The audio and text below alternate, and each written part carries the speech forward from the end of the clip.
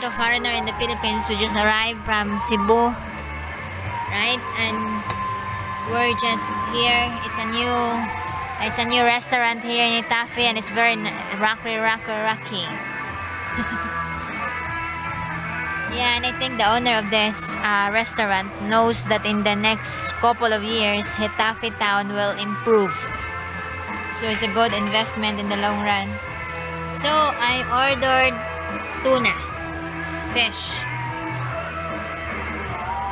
You know, since I start eating vegetable and avoid meat, you know, sa pork or chicken or beef, I preferred fish or any seafoods.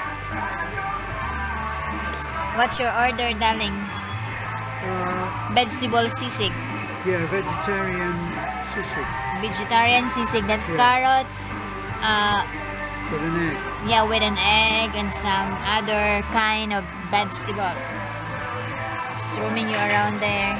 Where's my rice? Now we're having. Didn't you order? Noodle. Yeah, bami. And rice. Yes. Once Terence is the one who pay, I ordered a lot.